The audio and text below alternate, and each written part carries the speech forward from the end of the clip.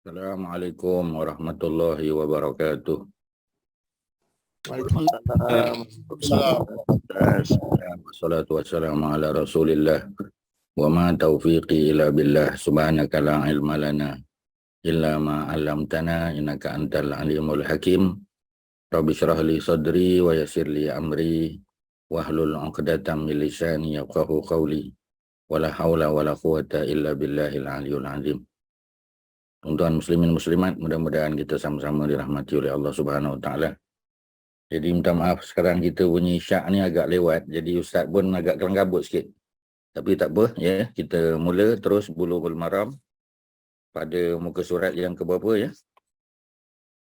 Muka surat yang ke 54. 54. Kita Ada 85. 85 ya, tapi kita mula 85 ya. 85 ni dah baca tapi kita baca sekali lagi.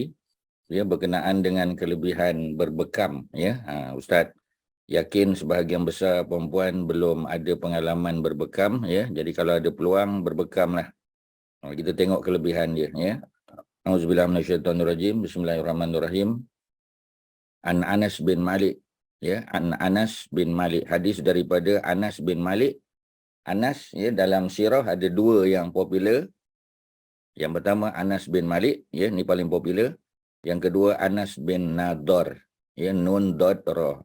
Jadi kalau kita jumpa Anas tu, dua ni lah salah satunya. Kebiasaannya Anas bin Malik ya. Sebab Anas bin Nadar itu adalah bapa saudara kepada Anas bin Malik. Ya, jadi Anas bin Nadar itu ya, beliau adik-beradik dengan bapa Anas, yakni Malik bin Nadar. Dan Malik bin Nadar bapa Anas tak masuk Islam. Tapi bapa saudara Anas tu, Anas bin Nadar tu ya, dia masuk Islam dan dia syahid dalam perang Uhud. Ya, 70 sahabat yang syahid dalam perang Uhud, salah seorangnya kita tahu Sayyidina Hamzah lah. Ya, itu ketua syuhada.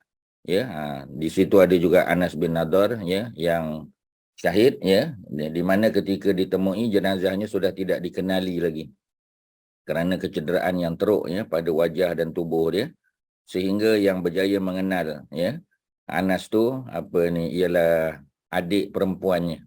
Ya, adik perempuannya datang untuk kita kan panggil mengecam ya. Mengecam dia punya jenazah ya, dan dapat mengenali itulah abang dia Anas bin Nadar. Okey ya, itu cerita Anas bin Nadar. Ini kita cerita Anas bin Malik. Anas bin Malik radhiyallahu anhu ya, kerana bapaknya tak masuk Islam. Kalau bapaknya masuk Islam radhiyallahu anhu malah. Jadi dia sebut annan Nabi SAW, bahawasanya Nabi ya, selawat dan salam kata baginda, ihtajama ya, daripada perkataan hijamah ya, hijamah, ha jim alif mim tak marbutah ya, ha jim alif mim tak marbutah, hijamah. Apa makna hijamah? Hijamah maknanya berbekam ya.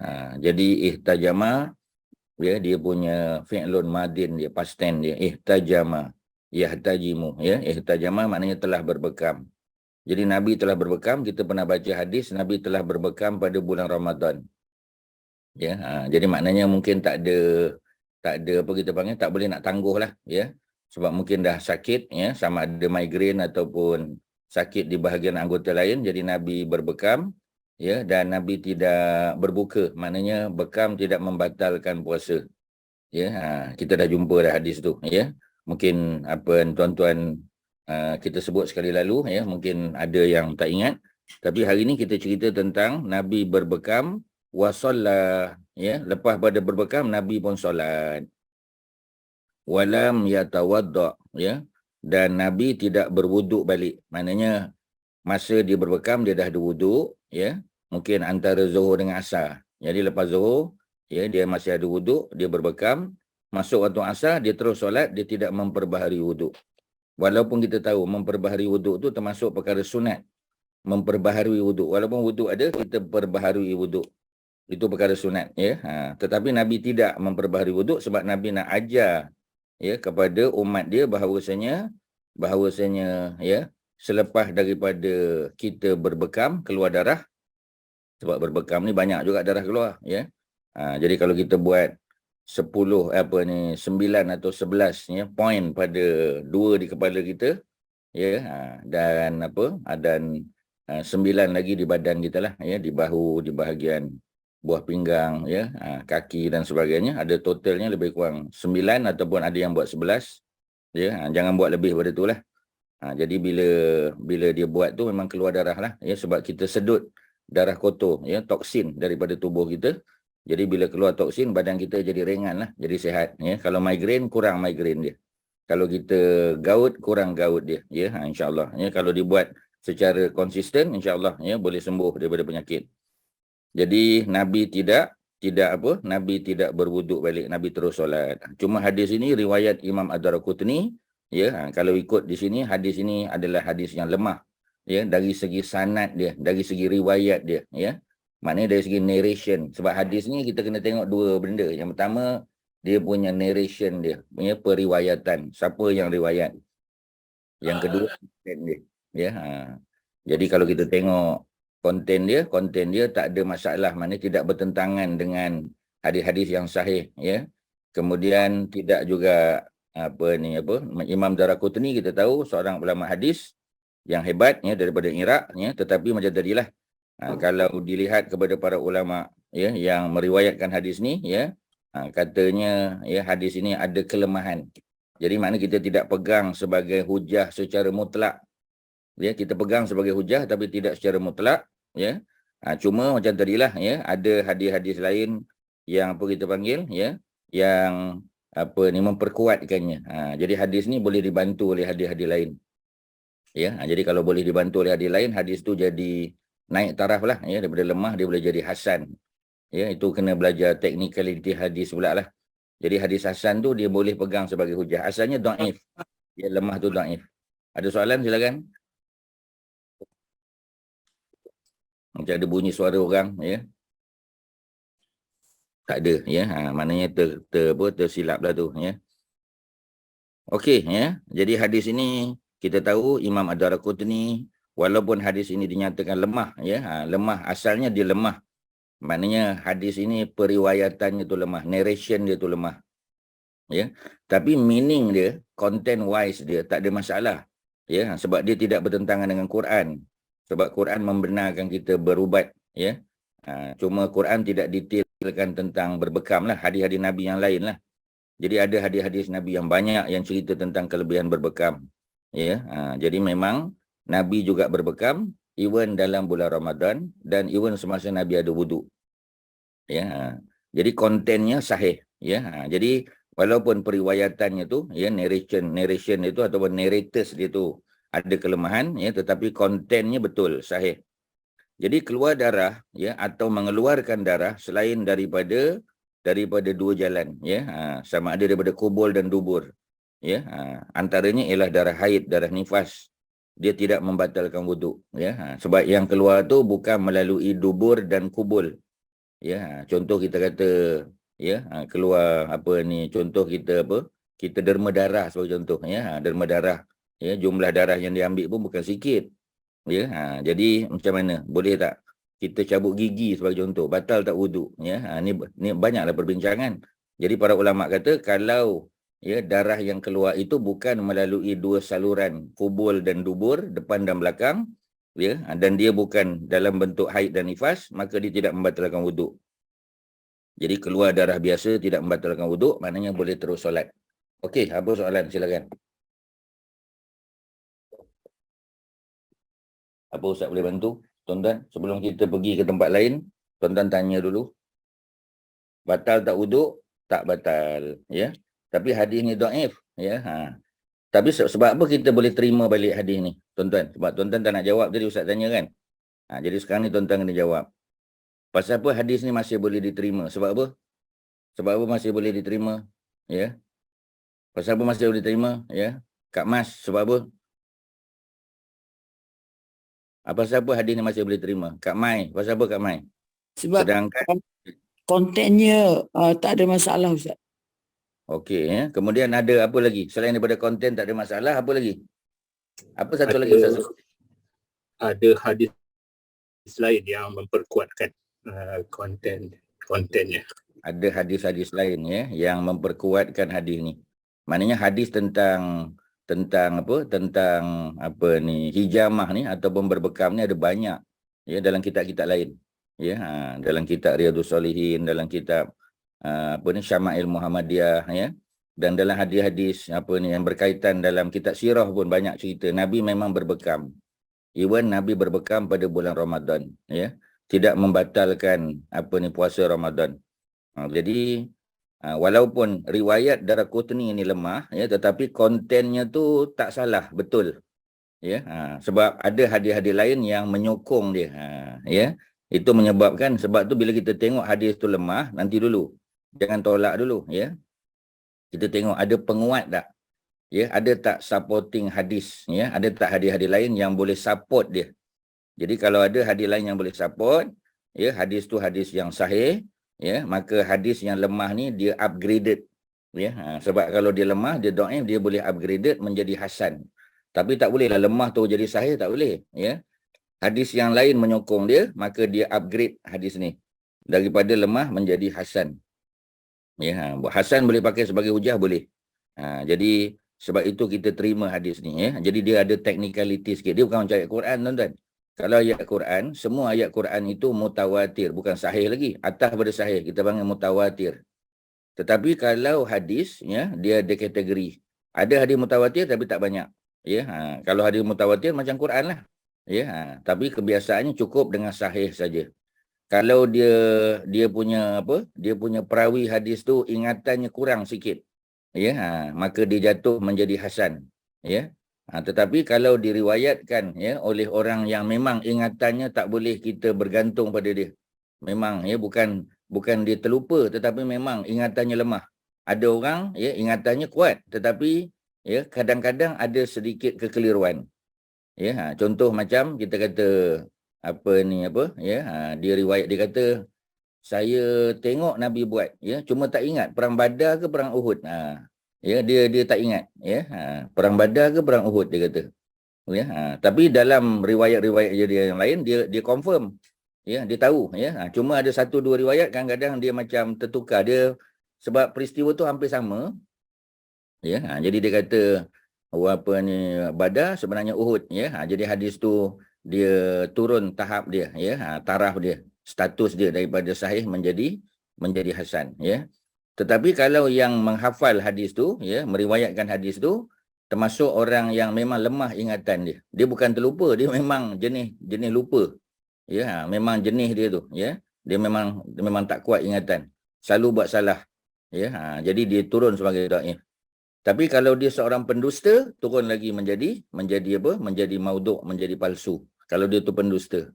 Ya, walaupun kita kata dia solat, ya, dia puasa, dia zakat, tapi dia ni terkenal sebagai orang yang, ya, terutama kalau dia orang meniaga, ya, selalu berdusta dalam jual beli barang yang sudah tak berapa elok, ya, macam kurma yang sudah lama, dia kata kurma tu masih baru, ataupun dia campur kurma yang lama dengan kurma yang baru, ya.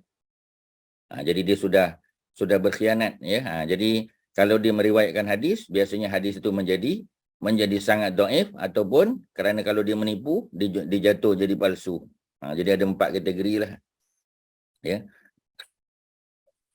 Kalau masuk dengan mutawatir tadi, jadi 5 lah. Mutawatir atas sekali. Tuan-tuan boleh salin.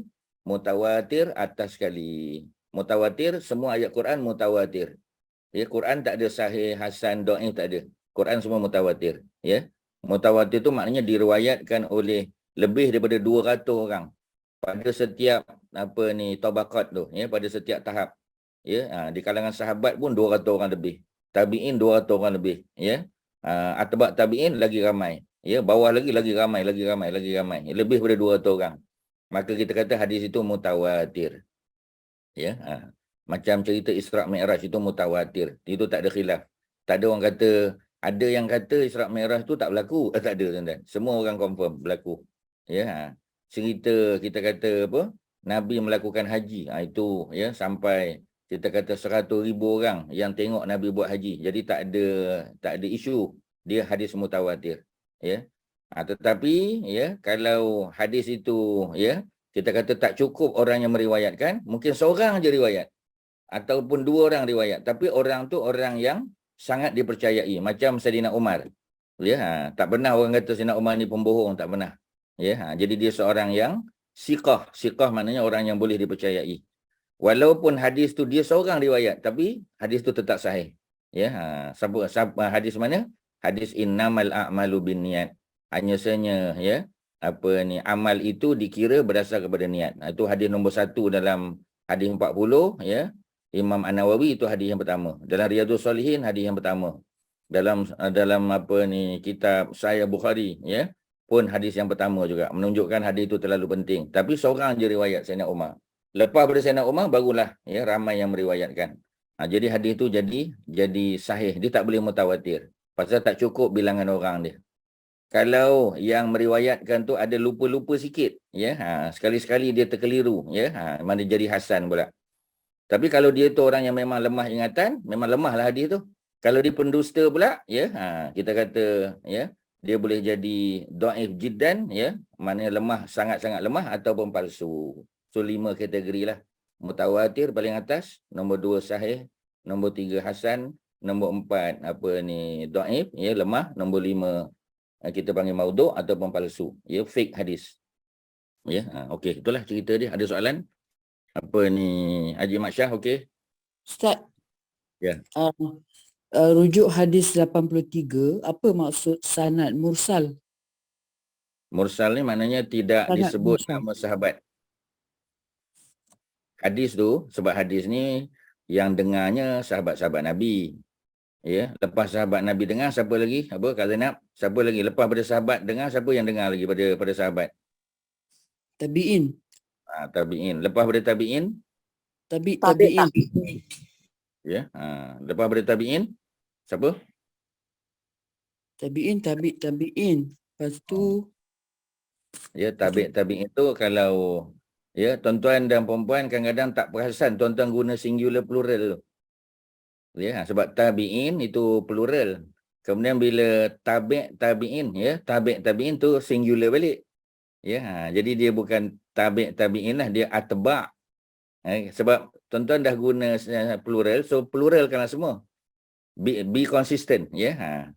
Tapi sebab kita tak perasan, tabi' itu singular, atba' itu plural ya. Jadi dia bukan sekadar tabi'in tapi dia atba' at-tabi'in. Ya, kemudian bawah-bawah lagi lah. Ya, betul lah tu ya. Cuma Ustaz betulkan grammar dia je. Okey ya. terima kasih Jadi Ustaz. ya, sama. Jadi apabila kita sebut tentang sahabat, ya, mereka lah yang dengar pada Nabi. Sebab tabi'in dia tak hidup zaman Nabi. Ya, tabi'in ini antara yang paling popular kita kata ialah Al-Hasan Al-Basri. Ya, Al-Hasan Al-Basri. Namanya Al-Hasan ya, dia orang Madinah, tetapi dia masa dia besar di Basrah.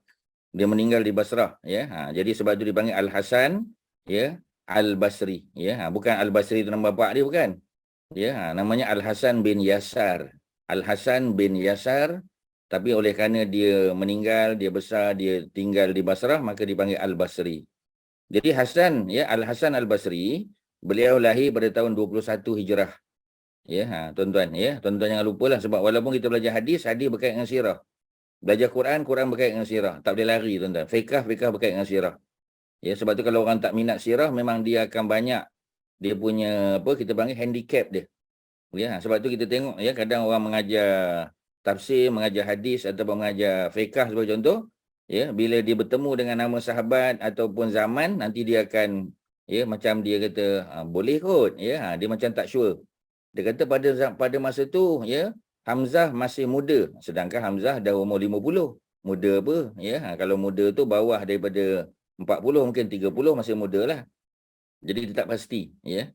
Jadi sirah tu akan membantu kita ya. Jadi Ustaz sebut tadi contoh tabi'in yang popular ya ialah Al-Hasan bin Yasar Al-Basri. Tuan-tuan salin lah. Al-Hasan bin Yasar Al-Basri. Ya, Hasan Al-Basri lah senang ceritanya. Hasan Al-Basri dia lahir tahun 21 Hijrah. Tuan-tuan catat 21 Hijrah. Dia meninggal tahun 110. Lahir 21 Hijrah, meninggal 110. Lahir di Madinah tapi besar di Basrah dan meninggal di sana. That's why kita panggil dia Al-Hasan Al-Basri, bukan Al-Hasan Al-Madani, bukan. Ataupun Al-Hasan Al-Ansari ke, bukan. Ya. Sebab dia bukan dia tak hidup zaman Nabi. Ya, 21 Hijrah. Maknanya berapa tahun lepas Nabi wafat baru Hasan Basri tu lahir. Kak Zainab, ya. Berapa tahun selepas selepas daripada Nabi wafat, Hasan Basri tu lahir. 10 tahun. 10 tahun ya. Sebab Nabi wafat tahun yang ke 11 Hijrah. okay. Alhamdulillah ingat ya. Bagus ya. Jadi Nabi wafat tahun 11. Jadi siapa yang wafat siapa yang lahir selepas Nabi wafat, jadi dia bukan sahabat lah, dia tak jumpa. Jadi Hasan Al-Basri ni, Al-Hasan Al-Basri, dia lahir 21 Hijrah. Mana 10 tahun lepas tu. Dia jumpa dengan Nabi, tak jumpa. Jangan kata Nabi, Abu Bakar pun dia tak jumpa. Ya, Abu Bakar pun dah wafat tahun 21 tu. Ya. Jadi tahun 21 tu tahun siapa? Tahun Saidina Umar. Saidina Umar ya. Jadi dia jumpalah Umar tapi jumpa kejap. Pasal masa Umar wafat tahun 23 ya, sebab Umar kena bunuh tahun 23 Hijrah, Hasan Basri tu baru umur 2 tahun. Ya, jadi maknanya mungkin tak dia bertemu dengan Umar, kemungkinan sebab dia duduk di rumah Ummu Salamah. Ingat tak? Kak Zainab ada tanya soalan. Betul ke ya apa ni? Ya, Ustaz. Hasan Basri ni pernah menyusu kan daripada Ummu Salamah. Betul tak soalan dia? Betul, Ustaz. Jadi maknanya kita kata nampak pelik lah sikit. Sebab Ummu Salamah ya, Nabi dah wafat tahun 11. 10 tahun lepas tu siapa pula yang menyebabkan Ummu Salamah ni mengandung lagi, sebab Ummu Salamah tak kahwin dah lepas Nabi. Jadi macam mana dia boleh menyusukan? Tu jadi pelik tu. Ya, melainkan kalau zaman kita sebab kita guna hormon, ya, kita injek hormon jadi dia boleh mengeluarkan susu. Tapi zaman dulu Ustaz tak pernah dengar lagi lah benda tu. Ya. Jadi Ustaz pun tanya pada Haji Asyari. Dia kata saya bukan medical doctor Ustaz. Ya. Jadi dia menafikan. Tak apalah. Ya, okeylah tu. Ya. Jadi Ustaz pun cerita tentang seorang penyanyi ya daripada negeri mana? Kalau tuan-tuan ingat, kita dah bincang lah. Ya, Di seorang Kelantan, penyanyi Ustaz. daripada negeri Kelantan. Ya, yang dia masa tu belum kahwin, dia nak ambil anak angkat. Ya. Jadi dia pun minta nasihat daripada Jabatan Agama Islam Wilayah. Jadi Jabatan Agama Islam Wilayah telah memberi nasihat kepada dia supaya ambil jab tadi. Ya, jadi dia boleh mengeluarkan susu ya selama beberapa minggu ya, kemudian dia susukan baby tadi dengan 5 kali kenyang, maka anak itu secara automatik sama ada lelaki perempuan tak peduli jadi anak susuan dia. Nanti bila dia kahwin dengan suami dia, kemudian dia kahwin ya, anak yang disusukan tadi automatik jadi anak susuan juga kepada suami dia. So mahram lah. Ya, itu Jabatan Agama Islam yang bagi nasihat. So kita pakailah, kita peganglah benda tu ya. Tapi yang tadi kes Ummu Salamah tak tahu ya, macam mana. Jadi kalau Ustaz tawakufkan sebab nampak tak logik ya. Okey, tak apa, kita balik pada Hasan Basri. Nak jawab soalan Kak Zainab tadi yang kata Hasan Basri, yang kata hadis mursal tadi. Jadi bila Hasan Basri ni memang very reliable. Ya, kita tahu dah dia antara tabi'in ya, di kalangan tabi'in yang memang sangat dipercayai. Orang yang sangat dipercayai. Kalau hadis itu diriwayatkan oleh Al-Hasan Al-Basri, orang terima. Jadi sepatutnya bila Al-Hasan Basri ni, bila diriwayat hadis daripada Nabi, dia kena sebutlah dia dengar daripada siapa. Pasal dia tak pernah jumpa Nabi. Ya, Nabi tu wafat 10 tahun sebelum dia lahir. Jadi Hasan Basri pun kata qala Rasulullah sallallahu alaihi wasallam. Ya, dia kata Rasulullah telah bersabda. Orang pun tanya, siapa sahabat yang kau dengar? Tapi orang tak tanya. Pasal apa orang tak tanya? Kerana orang tahu dah Hasan Basri tak pernah menipu. Ya, jadi dia mesti dengar pada sahabat. Dia dengar daripada siapa? Mungkin daripada Anas bin Malik. Ya, sebab Anas bin Malik duduk Basrah. Ya, jadi Hasan Basri, ya, dia jumpa tak dengan Anas bin Malik? Dia jumpa.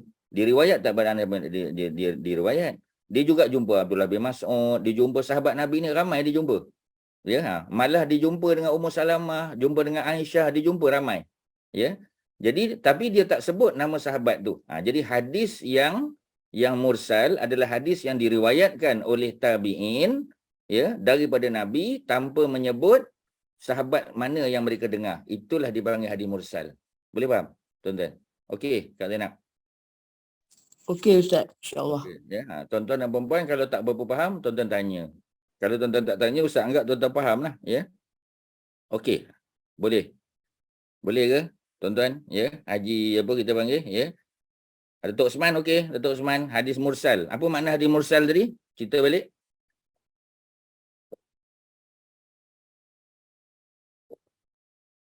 Ya. Cuba. Salah tak apa, tuan-tuan. Ya. Haji Asyari lah kena tolong. Orang lain tak nak. Haji.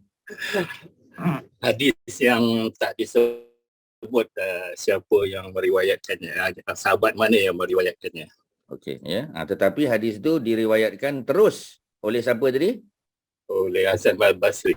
Yalah, Hasan Basri tu masuk kategori mana? Oh, kerja apa tadi, tabi'in. Tabi'in, ya. Dan kita tahu dia orang yang siqah, orang yang sangat dipercayai. Tapi kalau orang yang kita tak kenal, dia kata dia tabi'in, tapi kita tak kenal dia, tak boleh. Ya, kita tak kenal dia, tak boleh lah. Ya, kalau kita kata Al-Hasanul Basri, Sa'id bin Musayyab, ni semua orang popular. Yang tuan-tuan sikit-sikit tuan-tuan kena ingat lah. Hasan Al-Basri tu orang, memang orang kepercayaan. Ya, Sa'id bin Al-Musayyab. Cuba tuan-tuan salin. Sa'id bin Al-Musayyab, ya. Jadi Sa'id bin Al-Musayyab itu ketua tabi'in, tuan-tuan. Ketua, ya, kepada tabi'in. Sebab dia lahir lagi awal daripada Hasan Basri. Hasan Basri lahir 21 Hijrah, ya. Sa'id bin Musayyab lahir 15 Hijrah. Ya, dia lahir 15 Hijrah. Maknanya kalau Hasanul Basri dia lahir ya sebelum 2 tahun sebelum Umar meninggal.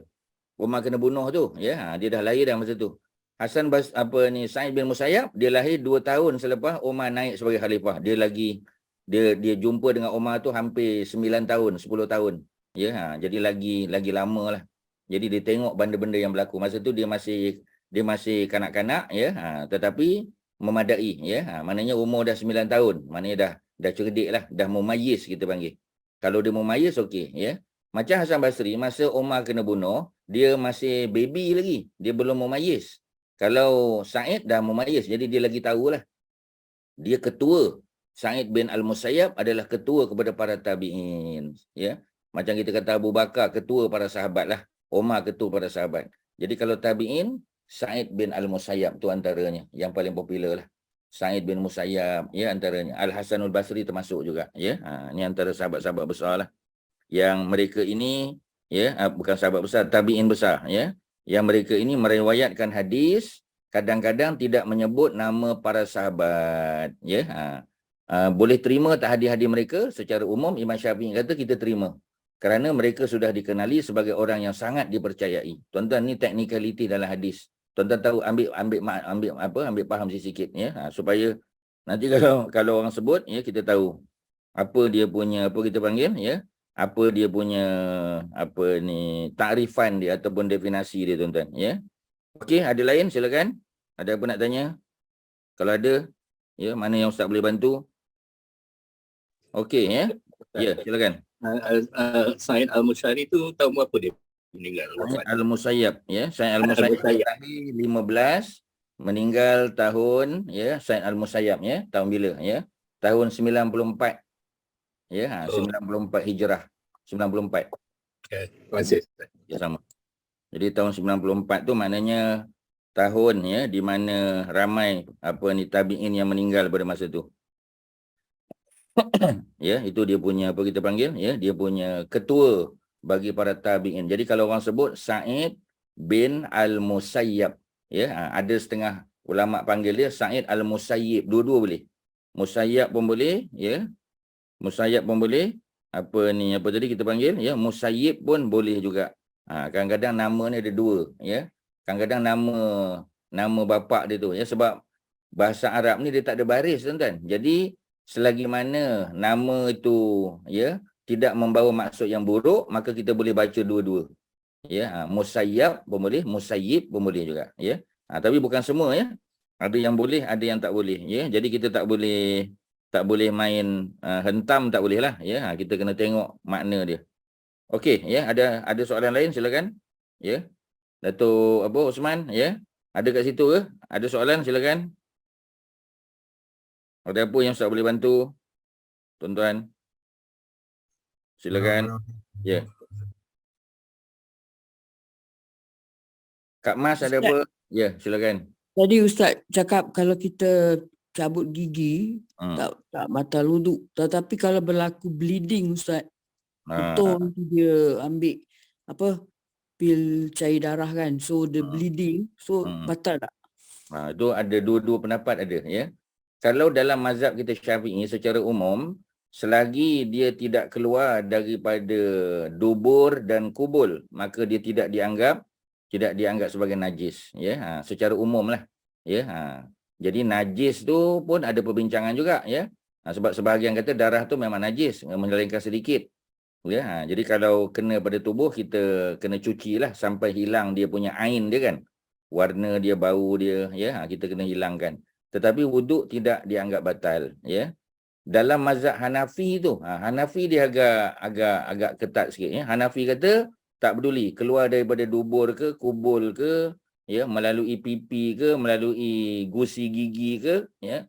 Kalau jumlahnya, kuantitinya banyak, ya, maknanya bleeding, maka dianggap batal. Itu dalam mazhab Hanafi. Dalam mazhab Syafi'i kita lebih dia tak ketat sangat dalam bab ni. Dalam bab ni lah, dalam bab keluar darah.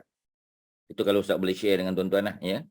Jadi maknanya nak bagi tahu lain mazhab lain. Cuma dalam mazhab kita Syafi'i secara umum takat cabut gigi keluar darah, ya. Memang keluar darah, takkan tak keluar darah kan. Tapi itu dianggap, ya, darah yang dimaafkan. Maknanya tidak terlalu banyak. Ya, jadi dalam mazhab Syafi'i tidak membatalkan.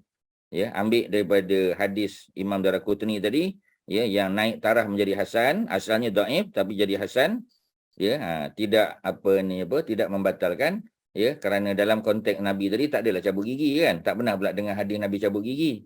Ya, tetapi yang Nabi buat tadi ialah berbekam, dan sudah tentu jumlah darah yang keluar dalam berbekam tu jauh lebih banyaklah daripada jumlah yang kita cabut gigi. Cabut gigi keluar darah tapi taklah banyak sangat. Tapi kalau bekam lagi banyak darah. Ya, lagi banyak darah. Kalau tuan-tuan dan perempuan yang pernah ada pengalaman buat bekam, tuan-tuan akan tahu lagi banyak darah keluar.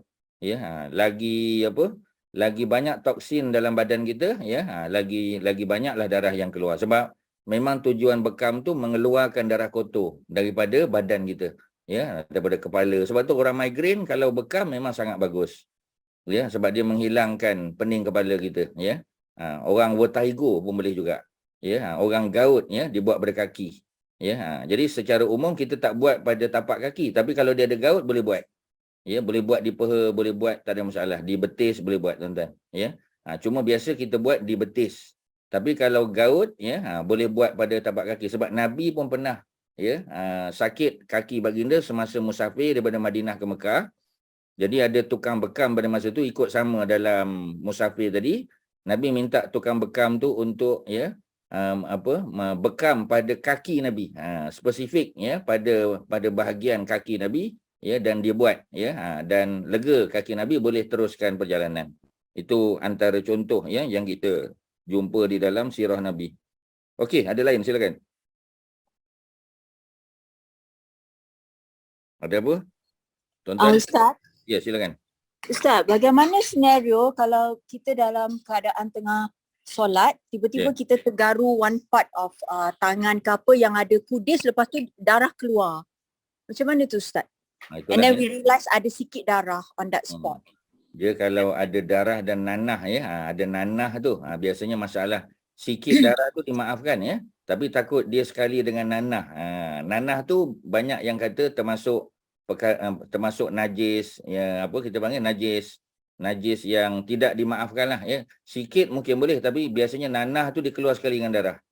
Jadi yang terbaik kalau kita ada tisu ke apa, tapi macam tadilah, ya, bila kita solat, ya, kita tak bersedia dengan benda-benda tu, ya, sebab kita pun tak jangka kita boleh garu tempat yang darah dan keluar kan, ya. Jadi lebih selamat, ya, untuk macam tadilah, ya, kalau kita tengok agak banyak, ya, termasuklah nanah tadi, ya, terutama di kawasan yang kita tutup tadi. Contoh di tangan kan, tangan tu part of kita punya tangan perempuan contoh kan, sebab perempuan hanya muka dan tapak tangan, ya. Jadi katalah dia garu pada siku, ya, jadi keluar, ya, kena pula, ya, kita perasan ada kuning-kuning pula sikit, ya, ada darah sikit dan ada kuning-kuning pula, maknanya nanah tu kena pada pakaian. Itu, ya, lebih baik dia cucilah dulu, ya, maknanya dia tangguhlah solat tu, ya, dia berhentikan dulu, ya, dan cuci kemudian sambung balik. Itu jauh lebih baik, ya, daripada kita meneruskan bimbang takut, ya. Bimbang takut sebab kita dianggap menanggung najis lah. Pasal nanah tu, kalau darah saja sikit, okey. Tapi kalau ada nanah, itu kita bimbang. Ya, biasanya dia combination, ada campur. Okey, ada lain silakan. Ada apa? Jazakallahu khairan Ustaz. Bantum jazakumullah khairan. Tak ada ya. Jadi kalau tak ada, kita buat kesimpulan saja. Hadis 85, Ustaz panjang sikit di sini sebab banyak kesimpulan dia. Kesimpulan yang pertama, ya, bekam itu, ya, kita panggil hijamah, ya, termasuk perkara sunnah. Ya, sunnah ni maknanya sesuatu yang Nabi biasa buat. Ya, sunnah ni dalam English kita panggil tradition. Ya, prophetic tradition. Maknanya sunnah Nabi tu. Ya, apa sunnah Nabi? Maknanya sesuatu yang Nabi biasa buat lebih pada 3 kali. Macam kita kata qabliyah subuh. Qabliyah subuh 2 rakaat. Ya, rakaat pertama Nabi baca qul ya ayyuhal kafirun, rakaat kedua qul huwallahu ahad. Itu sunnah Nabi. Ya, dan Nabi tak tinggal walaupun dalam musafir. Maknanya itu sunnah lah tu, ya. Solat duha Nabi lebih banyak buat daripada tinggal. Pernah tak Nabi meninggalkan solat duha? Pernah. Ya, untuk menjadi dalil bahawasanya solat duha tidak wajib. Tetapi masa musafir Nabi buat solat duha, Nabi buat, menunjukkan dia adalah sunnah, lebih banyak buat daripada tinggal. Ya. Tetapi macam tadilah, ya, kadang-kadang kita tak perasan. Kita ingatkan benda yang kita buat tu ibadah-ibadah khusus saja. Sebenarnya, ya, perkara yang berkaitan dengan tubuh badan kita termasuk berbekam adalah sunnah yang sudah banyak ditinggalkan. Ustaz yakin di tempat tuan-tuan duduk di Shah Alam, ya, di Kelana Jaya, di apa kita panggil, ya, di tempat-tempat bandar-bandar besar ni kebanyakannya Bangi dan sebagainya, ya, Johor Bahru dan sebagainya mesti ada, ya, dia panggil apa kita panggil bekam ni lah, ya, bekam yang dibuat oleh sebahagian yang buat tu medical doctor. Ya, kalau ustaz personally memang ustaz buat di apa, kalau balik kampung biasanya kita balik Kelantan contoh, ya, ustaz akan pergi ke itulah, ya, klinik, ya, doktor, medical doctor, ya, dan dia memang buat bekam. Ya, dia profesor di USM, ya, Universiti Sains Malaysia, dah bersara.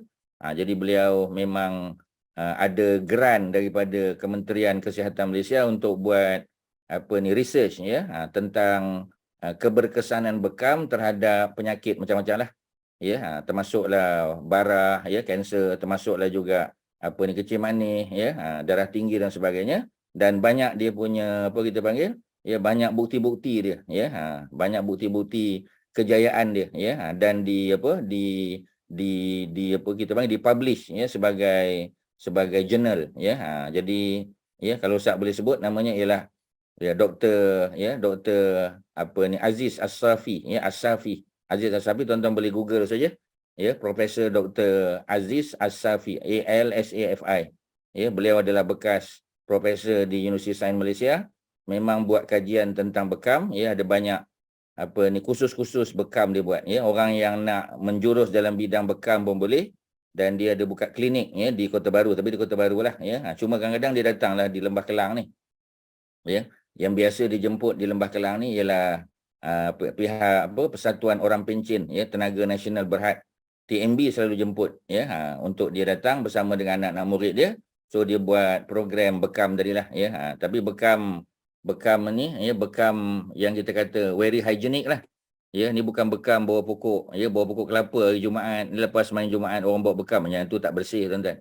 Ya, tuan-tuan kena pastikan, ya, bekam yang dibuat tu adalah bekam yang dibuat secara bersih, ya, hygienik, ya, dan dibuat oleh orang yang mahir, yang pakar. Kadang-kadang kita pergi kedai bekam ni sampai 20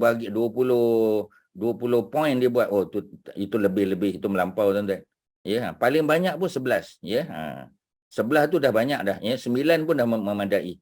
Ya, dan bila kita nak buat bekam tu, ya, dia akan kita kena tunjuk, ya, kita punya apa kita panggil, ya, kita punya tahap kesihatan. Ya, kalau kita ada buat blood test lagi bagus, ya, sebab dia nak tengok apa masalah kita, ya. Kalau kita tak layak untuk dibekam, dia akan bagi tahu, ya, encik belum layak untuk dibekam. Encik kena jaga encik punya pemakanan macam mana.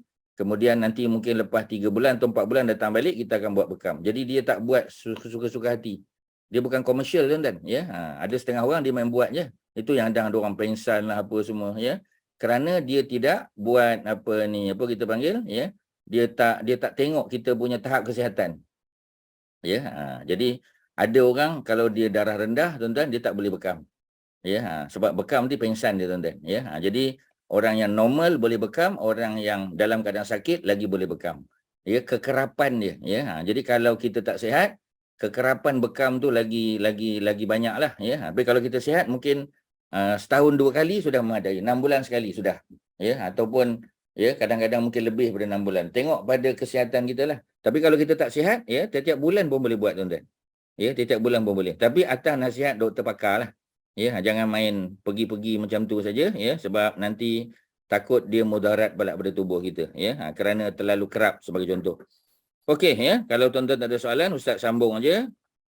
Hadis 86, ya, dari Muawiyah, ya, Muawiyah diriwayat, ya, an Muawiyah qala Rasul sallallahu alaihi wasallam al-ainu wika'u, ya, wika usah, ya. Jadi dia apa kita panggil, ya, cerita tentang mata kita, antara hubungan berkait antara mata dengan dubur kita.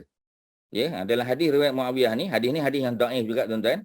Ya, hadis ni dhaif dan tidak ada penguat. Hadis ni tak ada dia punya apa ni, supporting hadis lain, tak ada. Ya, tak ada supporter dia, ya. Jadi dia tak ada penguat. Bila dia tak ada penguat, maka dia kekal sebagai dhaif. Ya, so kita tak boleh pegang sebagai hujah, tapi kita kena bacalah. Sebab kita nak tahu, nanti orang kata, Ustaz, saya ada dengar ada hadis yang bagi tahu mata ni ada hubungan dengan kita punya dubur, ya. Jadi mata ni pengikat kepada dubur kita. Ya, faiza namat, apabila seseorang itu tidur, ya, ataupun apabila al-ainan, dua matanya tertutup kerana tidur, ya, maka istatlaqa, ya, al-wika, maka terlepaslah ikatan dia tadi. Ya, seolah-olah mata dengan dubur tu ada kaitan langsung. Jadi bila mata celik, ya, dubur kita tertutup. Bila mata kita tertutup, dubur kita, ya, celik pula, terbuka, ya, mana keluar angin. Jadi hadis ni riwayat Imam Ahmad, ya, wa Tabrani. Imam Ahmad, Tabrani tak ada masalah, tuan-tuan. Dua-duanya adalah ulama hadis. Tetapi dia terima hadis tu daripada siapa tu? Ya. Guru dia okey. Atas lagi pada guru dia, atas lagi pada guru dia, ya. Sampai kepada atba' tabi'in. Atba' tabi'in tu yang biasa masalah. Sahabat tak ada masalah, ya. Tabi'in macam Hasan Basri, apa ni, Sa'id bin Musayyab, ya, anak-anak para sahabat ni sebagai contoh, anak-anak, ya, anak-anak sahabat ni maknanya termasuklah apa ni, anak-anak perempuan mereka, daripada Asma, daripada Aisyah, daripada Ummu Salamah. Sahabat Nabi tidak ada masalah. Semua sahabat Nabi ni adil, ya. Tapi bawah pada sahabat Nabi tu, ya, tabi'in, ya. Tabi'in tu kadang-kadang ada masalah. Kalau bawah lagi atba' tabi'in, lagi ada masalah, tuan-tuan, ya. Sebab para sahabat Nabi dah jamin mereka ni adil, ya. Tetapi tabi'in tak mesti, ya. Atba' tabi'in tak mesti, tapi ada yang hebat-hebat macam Imam Malik, kita kata, ya, Imam Syafi'i, Imam Ahmad, mereka ni hebat-hebat belaka. Tapi macam tadilah, kadang-kadang riwayat mereka tu daripada orang atas tu, tu yang masalah. Imam At-Tabrani, hebat juga, ya. Tapi banyak hadis-hadisnya yang dhaif. Kerana apa? Kerana hadis-hadis sahih sudah dikutip oleh Imam Bukhari, Muslim. Jadi dia tak akan repeat hadis yang sama, dia akan cari hadis-hadis lain, tuan-tuan. Ya, sudah tentu, ya, orang yang mula-mula kumpul hadis, jadi hadis-hadisnya paling baguslah. Imam Bukhari paling baguslah. Ya, Imam Muslim paling bagus. Tapi yang datang kemudian baki-baki hadis tu, tidaklah hebat seperti mana yang dulu-dulu, sebab orang lain dah ambil dulu. Ya, macam kita kata kalau dalam sirah, ya, sahabat-sahabat Nabi yang datang daripada Mekah, bila mereka hijrah ke Madinah, ya, mereka nak bertani, tanah pertanian mereka tu bukan tanah yang terbaik. Ya, tanah yang terbaik sudah diambil oleh orang Yahudi. Tanah yang terbaik sudah diambil oleh orang Ansar. Jadi orang Mekah yang nak meniaga, ya, okey. Tapi mereka bersaing dengan para peniaga di Madinah tu. Yang nak bertani boleh. Ya, tetapi tanah yang mereka beli tidaklah sesubur, tidaklah sehebat seperti mana tanah-tanah lain yang telah diambil oleh orang lain. Itu yang masalah tu, tuan-tuan, ya. Sehinggalah orang Yahudi dihalau keluar daripada Madinah, para sahabatlah yang mewarisi ataupun yang beli, ya, yang ambil daripada mereka. Itulah mula, ya, kita kata Madinah ni sudah dikuasai pertaniannya oleh para sahabat Nabi. Sebelum tu orang Yahudi lah banyak kuasai, tuan-tuan, ya. Dan mereka pula, ya, kita kata kuku besi. Ya, kenakan harga yang tinggi, kenakan interest, ya, dan sebagainya, sehingga menyebabkan para sahabat Nabi ini terpaksa bersaing, ya, betul-betul bersaing. Kena berlawan dengan mereka, tuan-tuan. Tapi itulah perniagaan. Ya, kita nak buat macam mana kita datang lambat?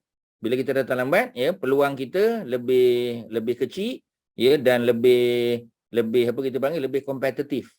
Ya, sebab kita kena paksa berlawan dengan orang yang dah lama duduk dalam bidang tersebut, kita kata. Ya, jadi tak boleh lah macam mana. Okey, ya. Jadi hadis ini cerita, ya, tentang hubungan yang apa kita panggil directly, ya, antara mata dengan dubur. Ya, jadi kalau kedua mata kita tertidur, terlelap, tertutup, maka terlepaslah pengikat itu. Cuma hadis ini hadis yang dhaif. Ya, tidur dengan sendiri membatalkan wuduk? Tidak. Ya, tidur tidak membatalkan wuduk kerana hadisnya lemah. Kalau hadis ini sahih, memang batal lah tuan-tuan. Tidur je batal. Ya. Jadi isunya sekarang ni bukan tidur tu yang menyebabkan batal. Yang menyebabkan batal tu bila keluar angin. Kita dah cerita panjang kan? Ingat tak masa kita cerita di masjid sebagai contoh, ya? Para sahabat Nabi menunggu sembahyang Isyak. Mereka dah sembahyang Maghrib. Sebab Isyak tu lambat. Sebab Nabi tunggu para sahabat yang datang daripada luar kawasan. Ya, yang datang daripada pinggiran pinggiran Madinah. Ya, orang Badui, ya, para sahabat Nabi yang berternak binatang-binatang, ya. Jadi mereka ni lambat sampai Isyak. Jadi bila mereka sampai, ya, jadi sahabat-sahabat Nabi ni yang awal yang duduk di Madinah, ya, mereka terpaksa menunggulah sebab nak solat berjamaah bersama Nabi, ya. Jadi sebahagian mereka ada yang tersengguk, ya. Bila tersengguk tu batal tak batal. Ya, kerana papan punggung. Ini dalam mazhab Syafi'i kita agak clear dijelaskan. Selagi papan punggung tu tidak terangkat, maknanya tegak papan punggung dia establish, maka wuduk tidak batal. Jadi batal tu bukan sebab tidur. Ya, bukan kita kata tidur je automatik batal. Ya, tak. Ya, yang membatalkan tu kalau keluar angin. Kalau ada dengar bunyi, ya, ada bau, ya, ataupun ada rasa, ataupun orang sebelah bagi tahu, barulah batal. Kalau tidak, tidaklah. Ya, ambil pada hukum asal. Ya, asal sesuatu itu mana tidak membatalkan, dia tak batal. Ya, jadi maknanya selagi tidak ada bukti bahawasanya ada keluar angin, ya, atau keluar sesuatu daripada dua jalan tadi, ya, maka barulah dianggap batal. Macam itulah tuan-tuan cerita dia. Jadi hadis ini tidak ada penguat. Jadi dia kekal sebagai dhaif, kekal sebagai lemah. Ya, kalau yang naik tahap, ya, yang menjadi hadis yang menjadi hadis hasan, ya, itu mesti ada penguat dia. Ya. Jadi kalau tak ada penguat, tak boleh lah tuan-tuan. Ya, tak ada penguat. Okey, ya. Tu cerita dia. Ada apa soalan? Silakan. Tentang hubungan antara mata dengan dubur. Kalau ada, Ustaz bantu. Kak Mai ada? Silakan. Tuan-tuan, ya. Ada, tak ada? Tak ada kita sambung, ya. Ada tambahan, wazada, ya, ada tambahan. Hadis tadi ada tambahan dia. Waman nama falyatawadda, ya. Dan sesiapa yang tidur maka hendaklah berwuduk, ya. Ini tambahan dalam hadis, ya. Inda Abi Daud, dalam riwayat Abu Daud ada tambahan. Dia teknikal sikit. Hadis ni dia tak macam Quran, tuan-tuan. Quran tu tak ada hal, tak ada isu. Tak ada tambahan-tambahan, tak ada. Hadis ada tambahan sebab yang meriwayatkan tu ramai, ya, dan guru-guru mereka berbeza. Ya, kadang-kadang ada yang dengar hadis tu, ya, di awal saja. Ya, lepas tu mungkin tengah-tengah dia tak dengar, dia leka ataupun dia duduk belakang tak dengar semua, ya, macam tu. Jadi itulah isunya sebab dulu tak ada apa kita panggil sound system, tak ada pembesar suara, ya, tak ada amplifier. Jadi oleh kerana tu macam mana, ya, dia tak dengar semua, dia dengar ujung-ujung aja, ya. Mungkin bila Nabi sebut dia tak dengar, bila dia tak berapa dengar, dia baru dia pergi ke depan. Maknanya dia hanya dengar separuh daripada hadis tu. Itu masalah dia, tuan-tuan. Ya, tapi nak buat macam mana? Manusia tetap manusia. Ya. Jadi dia kata ada tambahan. Ya. Min hadis Ali duna qaulihi. Tapi kalau kita tengok, ya, sebab Abi Daud riwayat daripada Ali. Tapi Ali tak kata, ya, istatlaqa, ya, wika, ya, wa fi kila al-isnad isnadain da'af. Ya. Ada kelemahan. Jadi tak ada kesan kepada kita lah, ya. Maknanya hadis ini tetap dianggap sebagai lemah. Maksudnya tidur sahaja tidak menyebabkan batal wuduk. Ya, termasuklah tidur dalam keadaan apa kita panggil, ya, keadaan mengiring, ya, maknanya kita tidur atas rusuk kanan kita. Ya, sebab apa? Ya, sebab selagi tak ada tanda keluar angin, ya. Mungkin kita rasa kita dah tertidur, kita tak sedar dah, tapi orang sebelah dia dengar. Ya, sebab tu ada orang sebelah dengar. Tapi di masjid tak adalah sampai orang nak tidur pada rusuk, melainkan kita iktikaf malam lainlah. ya, dalam keadaan tunggu ya waktu solat antara maghrib isyak ya ataupun antara masuk waktu Jumaat sampailah azan sampailah habis iqamah ya, setelah daripada selepas daripada khutbah Jumaat ya. Jadi semua benda ni menyebabkan orang tidur duduk ya. Jadi kalau dia bersandar pun tak ada masalah ya, selagi tidak keluar sesuatu ya dengan cara ada orang sebelah dengar. Kalau tak ada dan dia pun tak rasa ya, tak ada rasa apa ya, sebab tidur ayam kita panggil ya. Tidur ayam ni maknanya bukan nyenyak ya. Walaupun berdengkur kita kata ya, berdengkur ni bukan mesti nyenyak tuan-tuan ya. Ada orang memang dia jenis berdengkur sikit kejap je boleh berdengkur, berdiri pun boleh berdengkur ya. Sebab berdengkur tu termasuk kategori ya, kita kata nak kata penyakit tak boleh juga kan. Tapi maknanya macam itulah, sebab Rasulullah, kita nak kata penyakit, Rasulullah pun berdengkur ya. Memang ada riwayat daripada isteri Nabi ya bahawasanya Nabi berdengkur, dan berdengkur tu biasa tuan-tuan ya, dia bukan benda yang abnormal ya. Dia bukan abnormal ya. Jadi itulah ya, yang masalah tu microsleep ya. Microsleep tu masalah sebab boleh berlaku accident kita kata ya.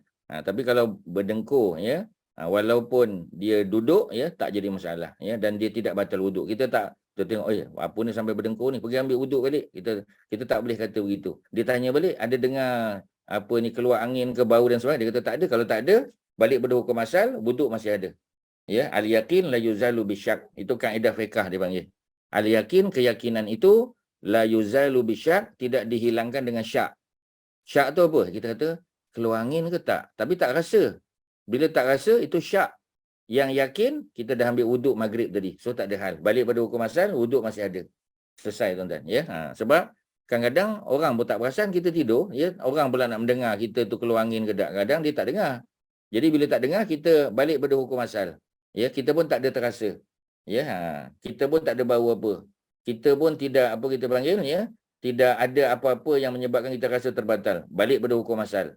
Al-yakin, keyakinan bahawasanya ada wuduk itu la yuzalu bisyak, tidak dihilangkan dengan syak. Itulah tuan-tuan kaedah dia. Okey, ada apa soalan? Silakan. Ya, sebab fiqh ni dia detail tuan-tuan. Ya, jadi ustaz kena cerita panjang sikit ya. Ada apa? Silakan. Assalamualaikum Ustaz. Waalaikumsalam. Betul lah. Fahamlah ayat mata itu pengikat dubur. Saya tak faham soalan apa ni ayat tu. Siapa boleh tolong Ustaz? Ya. Pengikat tu mana dia berkait lah secara langsung.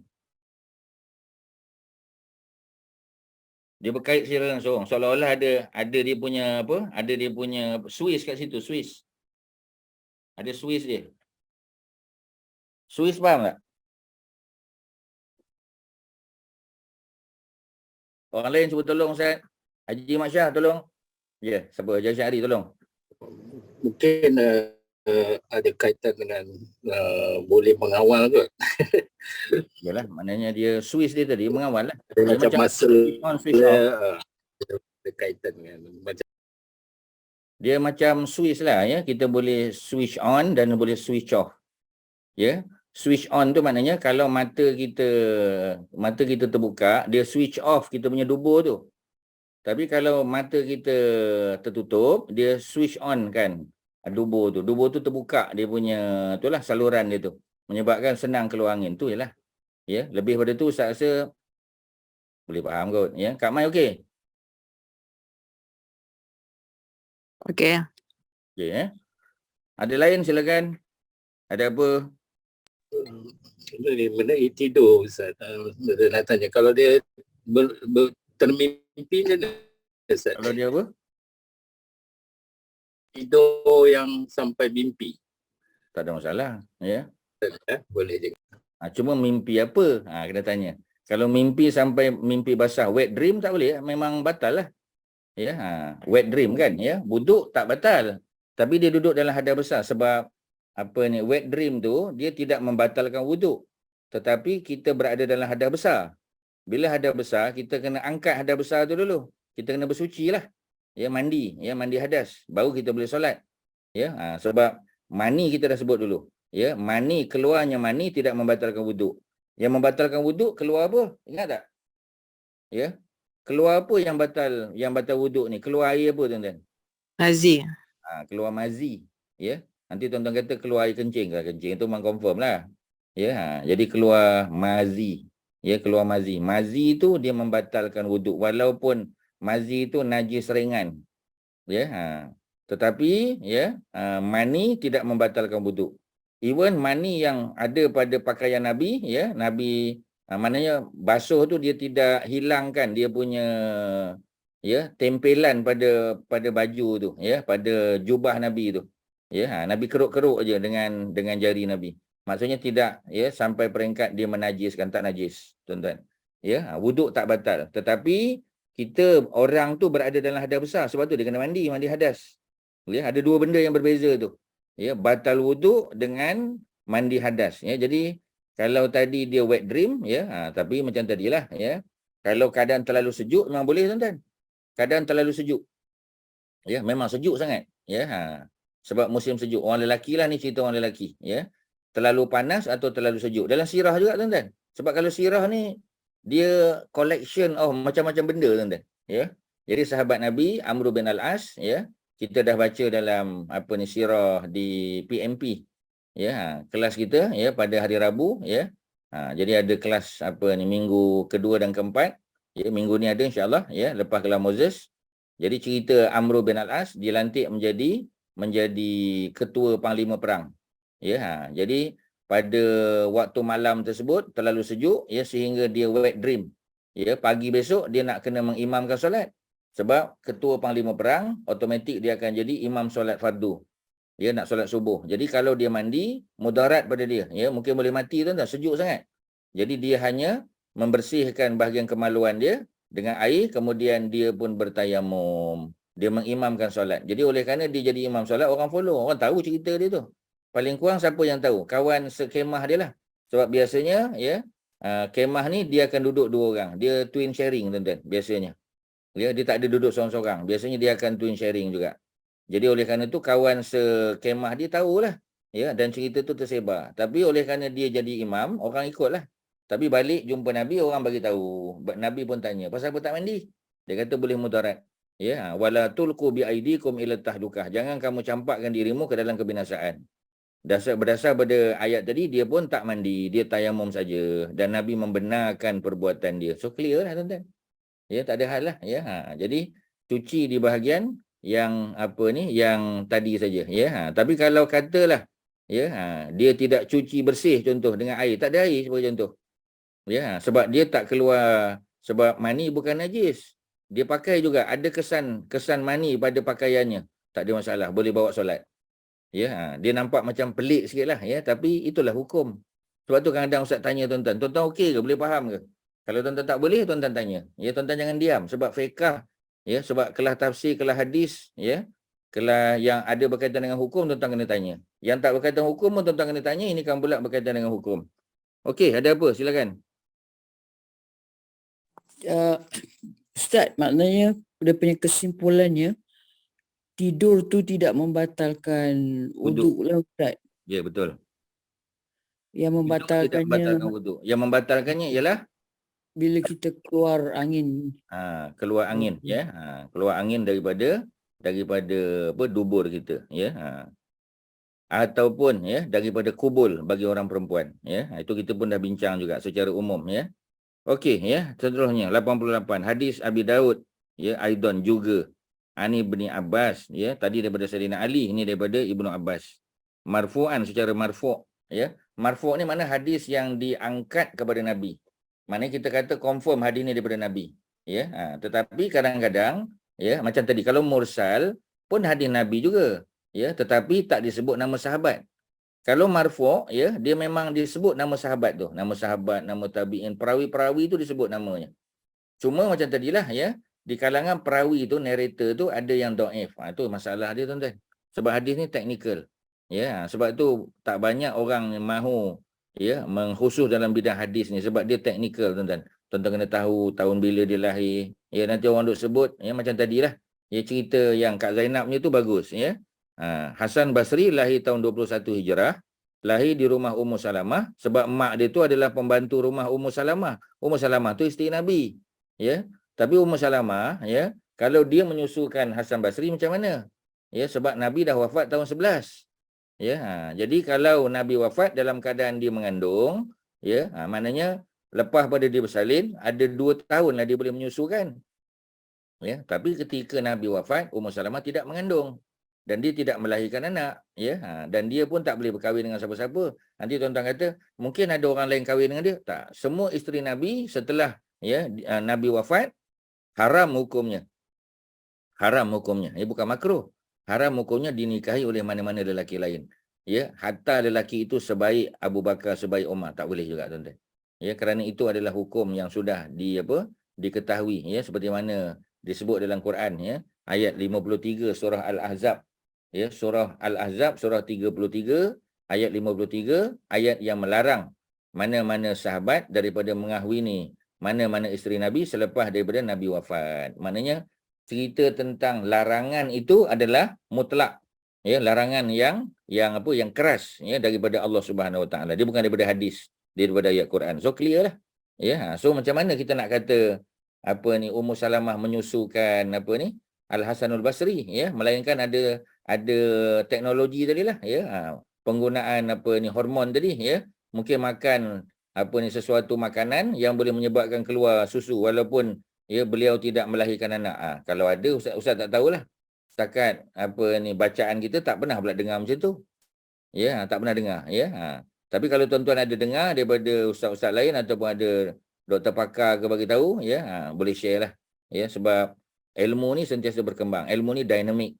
Ya, sebab kita tahu setakat bacaan kita. Mungkin ada benda lagi yang kita tak tahu. Mungkin ada kajian-kajian terbaru ke, wallahu a'lam.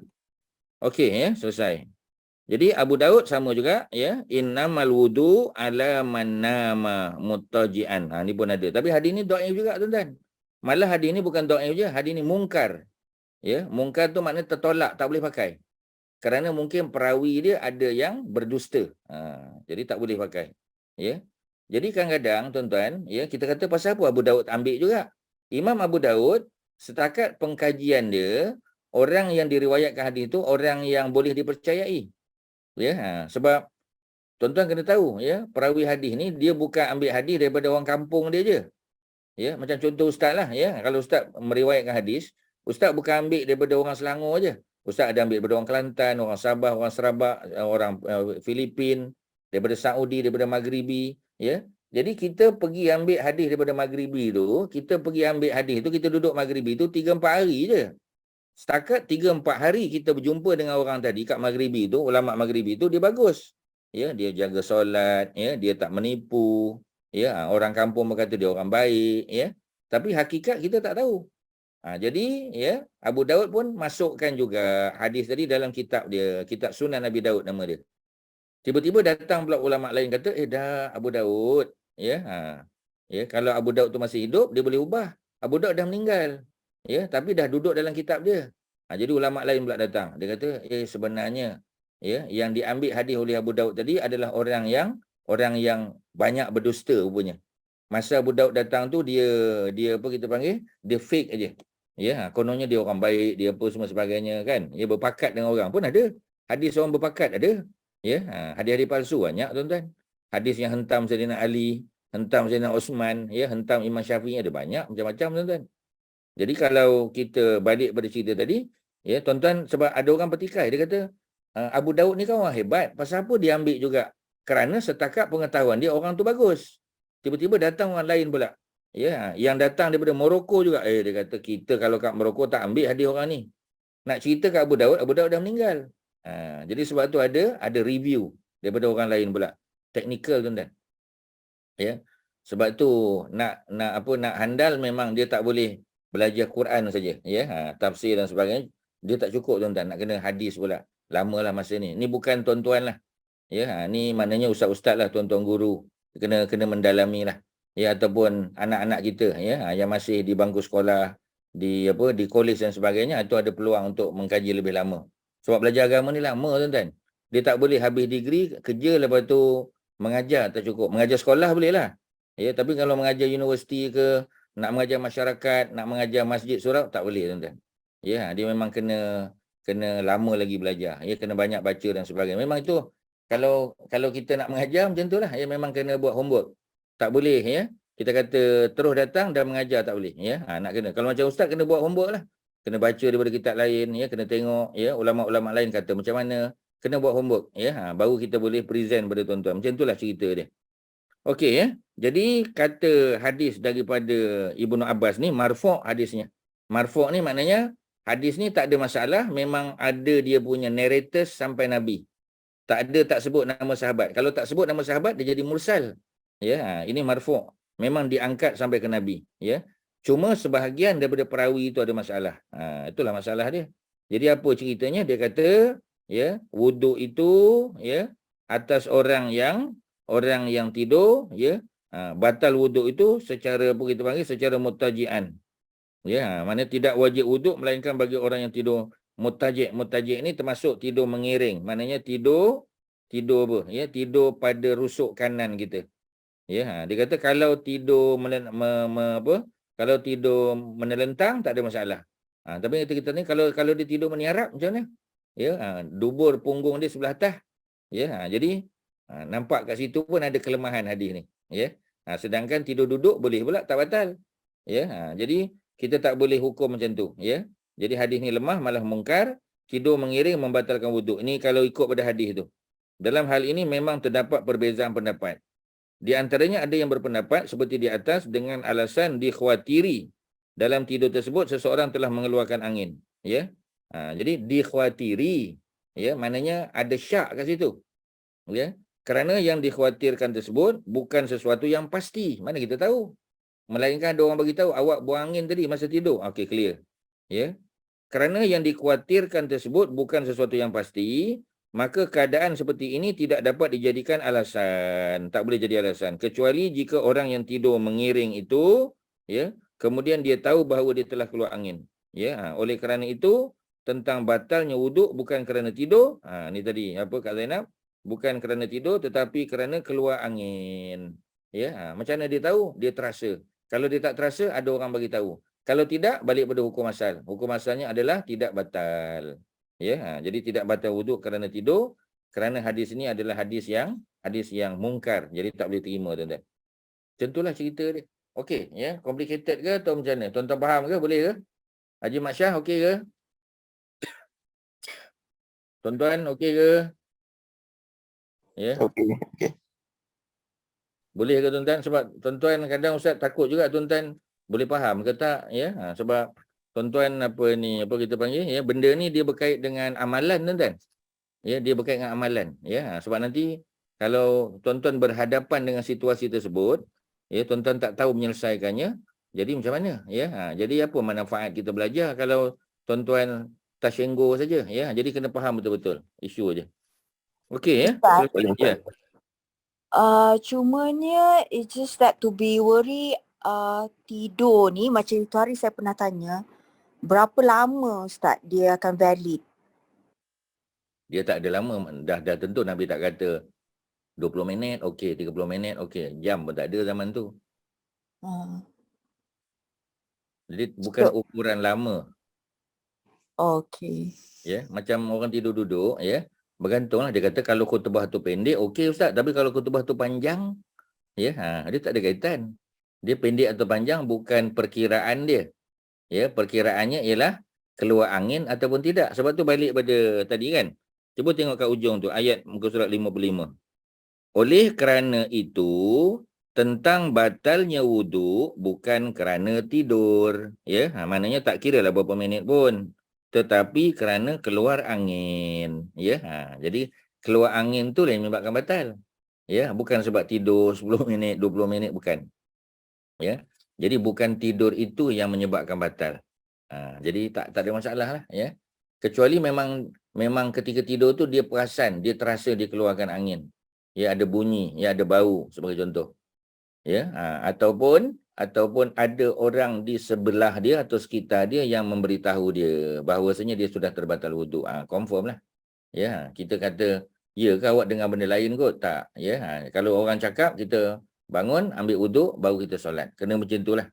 Tapi kalau sekadar tidur, ya, merely sleeping, ya, bukan pembatal wuduk. Tidak batal wuduk, ya, kerana tidur. Selesailah, ya. Okey, ada lain silakan. Ada apa? Tuan-tuan, tak ada, ya. Ini cerita syaitan apa bisik kat kita pula. Betul ke syaitan ni bisik? Memang. Ya, allazi yuwaswisu fi sudurin nas. Ya, dia yang membisikkan dalam sudur kita, dalam dada kita, ya. Tapi dia bisik tu kat mana? Dia bisik kat telinga ke? Dia bisik kat ubun-ubun ke? Dia bisik kat mana? Jom kita tengok hadis ni. Ani Ibni Abbas, ya, hadis daripada Ibnu Abbas radhiyallahu anhuma, ya, kerana dia dan bapaknya duduk masuk Islam. Beliau adalah sepupu Nabi, sepupu kecil. Ya, kerana dia dengan Nabi beza umur 50 tahun. Ya, kita dah ulang banyak kali, kalau Ali beza dengan Nabi 30 tahun. Ali muda 30, sebab tu dia jadi anak angkat Nabi. Ya, Abdullah bin Abbas, ya, dia dengan Nabi 50 tahun. Pasal apa Nabi tak ambil dia sebagai anak angkat? Tak ada keperluan. Ya, pasal Saidina Abbas tu orang kaya. Saidina Abbas pula dia tidak hijrah ke Madinah peringkat awal, dia tak hijrah. Ya, dan sampai ke sudah dia tak hijrah. Ya, bukan tak hijrah, dia hijrah tapi selepas pembukaan kota Mekah. Maknanya hijrah dia itu, ya, bukan, dia tidak dipanggil muhajirin. Sebab tu Saidina Abbas, Abdullah bin Abbas, dia bukan termasuk muhajirin. Dia hijrah juga ke Madinah di hujung-hujung, ya, setelah daripada pembukaan kota Mekah tu. Tetapi macam tadilah, ya, peringkat awal ketika Nabi suruh hijrah, dia tak hijrah. Yang pertama kerana peringkat awal dia tak masuk Islam lagi. Sebab tu dia ditangkap dalam perang Badar. Yang kedua kerana dia berniaga. Dia seorang apa tuan-tuan? Seorang apa ni, Saidina Abbas ni apa berniaga dekat Mekah tu, berniaga apa? Ya, Haji Mat Syah, apa berniaga Saidina Abbas tu? Kat Mekah tu apa berniaganya? Dia apa macam pinjam duit. Ya apa dipanggil tu? Pemberi pinjam duit tu apa tu? Apa ceti. Dia adalah ceti, betul, ya. Dia seorang ceti. Jadi kalau ceti tu pergi Madinah, tak boleh berniaga kat Madinah, Haji Mat Syah.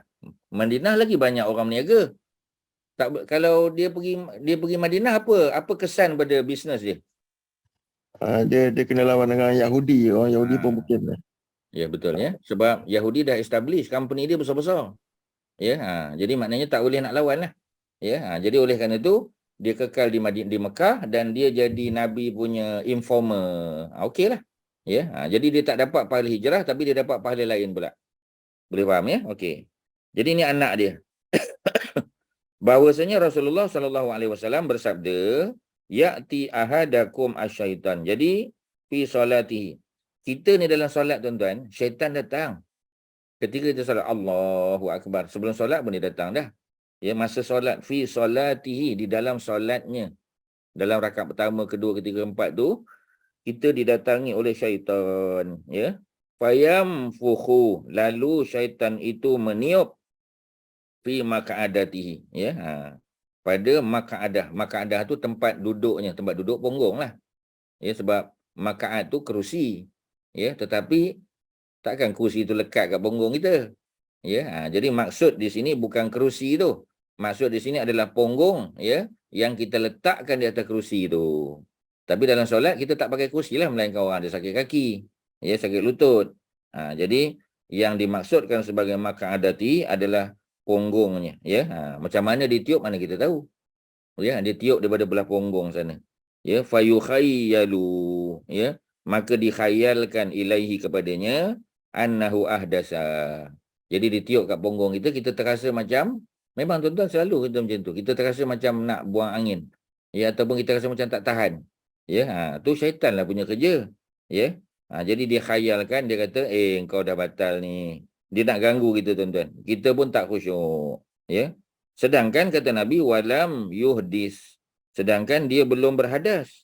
Faiza wajada zalika, apabila dia mendapati yang demikian itu, ya, maknanya kalau dia rasa-rasa saja, ya, dia terkhayal bahawasanya batal kot, ya, faiza, maka apabila wajada zalika, dia mendapati hal demikian, maknanya hal, ya, dia ditiup punggungnya oleh syaitan tadi, fala yansarif, maka jangan ia beredar, ya, maknanya jangan dia berpaling daripada solat, terus je solat, ya, kekal, ya, dalam solat, hatta sehinggalah yasma'a, dia mendengar sautan, suara angin tadilah keluar kentut, ya, au yajida, ataupun dia mendapati rihan, ya, dan mana dia terasa ada angin keluar. Rih tu angin, ya, sautan tu bunyi angin tadi. Jadi either or lah, sama ada dia dengar bunyi ataupun dia terasa. Ya, kalau dalam hadis yang lain disebut ataupun dia mencium bau, ya, tiga-tiga tu boleh. Sebab kita tahu melalui bunyi, kita tahu melalui rasa, dan kita tahu melalui apa satu lagi, ya, melalui apa ni, bau tadi, tiga, ya, tiga cara tadi. Akhrajahu Al-Bazzar, ya, riwayatnya oleh Al-Bazzar, tetapi termasuk hadis ini hadis yang sahih. Walaupun riwayatnya oleh Bazzar. Bazzar ni ulama hadis hebat juga, tapi dia kemudian, tuan-tuan. Maknanya dia kutip-kutip hadis yang lain pula. Ya, dia memperkayakan lagi khazanah hadis-hadis Nabi. Jadi pada waktu solat, ya, kalau tidak yakin mengeluarkan angin, ya, misalnya kita mendengar antara suara atau mencium bau, ya, kentut, maka dilarang membatalkan solat kerana keraguan semacam itu semata-mata datangnya daripada syaitan. Keraguan tu syak. Ya, siapa yang timbulkan syak? Syaitan. Ya, dia tiup pada punggung kita, ya. Tidak batal solat kerana ragu-ragu kentut ataupun tidak, ya. Jadi balik pada Ustaz ajar tadi kaedah fiqahnya, al-yakin, keyakinan itu, ya, apa ni, al-yakin la yuzalu bisyak, ya.